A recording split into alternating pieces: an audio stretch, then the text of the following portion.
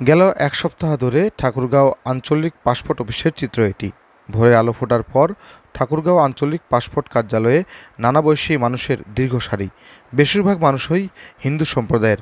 হঠাৎ করেই পাসপোর্ট তৈরিতে মরিয়া হয়ে উঠেছেন তারা। কর্তৃপক্ষ বলছেন, জনবল সংকট থাকলেও প্রতিদিন 4 থেকে 500 আবেদন জমা নিতে হচ্ছে তাদের। এক সপ্তাহ আগেও এই আবেদনের পরিমাণ ছিল 40 থেকে 50টির মতো। এত মানুষের সেবা দেওয়া জনবল না থাকায় হঠাৎ করে এমন চাপ সামলাতে হিমশিম খেতে হচ্ছে তাদের। ঠাকুরগাঁও পাসপোর্ট কার্যালয় সূত্র জানায়, আগে প্রতিদিন 70 থেকে 80টির মতো আবেদন জমা পড়লেও চলতি মাসের 11 আগস্ট থেকে সক্ষমতার কয়েকগুণ বেশি সেবাগ্রহীতা আসায় হিমশিম খাচ্ছেন কর্মকর্তা কর্মচারীরা। গত 3 দিনে 1,500-এর মতো আবেদন জমা নেওয়া হয়েছে পাসপোর্ট করতে আসা লোকজনের নিকট থেকে।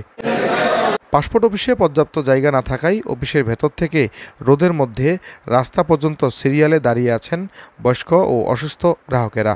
ঠাকুরগাঁও আঞ্চলিক পাসপোর্ট অফিসের এমন চিত্র এর আগে কখনো দেখা যায়নি। কতক্ষণ ধরে লাইনে দাঁড়িয়ে আছেন? ঘন্টা 3 হবে। একজন বলুন। মোটামুটি শুরু থেকে আসি। আমার আগের পাসপোর্ট ছিল, আমার মেয়াদ শেষে, সেই ক্ষেত্রে আমি নতুন করে মেয়াদ করেছি।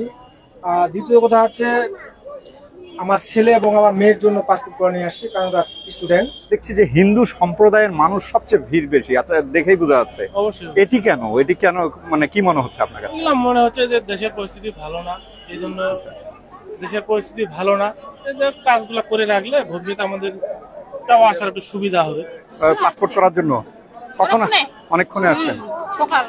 আপনি কি নতুন পাসপোর্ট করবেন? মানে পরিবারের পক্ষ থেকে কি বলা হয়েছে যে পাসপোর্টটা কেন জরুরি? সুরক্ষার জন্য। মানে সুরক্ষাটা কেন মনে করছেন? পরিস্থিতি খারাপ, দেশের পরিস্থিতি খারাপ, সে কারণে। এ বিষয়ে জানতে চাইলে ঠাকুরগাঁও আঞ্চলিক পাসপোর্ট অফিসের উপসহকারী পরিচালক মোহাম্মদ রুকনুজ্জামান ভূঁইয়া বলেন, বিগত কয়েকদিনে পাসপোর্ট করতে আসা প্রতিদিন গ্রাহকের সংখ্যা 4 শতাধিক। এই বিপুল সংখ্যক গ্রাহকের জন্য উপসহকারী পরিচালক সহ 5 জন লোকবল নিয়ে আমরা সেবা দিয়ে যাচ্ছি। জনবল কম হওয়ায় এখানে কার্যক্রম কিছুটা ধীরগতি। লোকবল বাড়ালে সেবা নিতে আসাদের সময় অনেকটাই বাঁচবে বলে মনে করেন তিনি।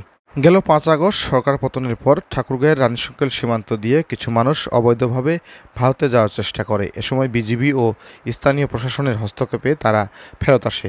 এদিকে গত সোমবার ঠাকুরগাঁয়ের পীরগঞ্জ সীমান্ত দিয়ে ভারতে অনুপ্রবেশের চেষ্টাকালে 4 যুবককে 3টি মোটরসাইকেল সহ আটক করে বিজিবি সদস্যরা। আল মামুন জীবন, আজকের বালিরিঙি।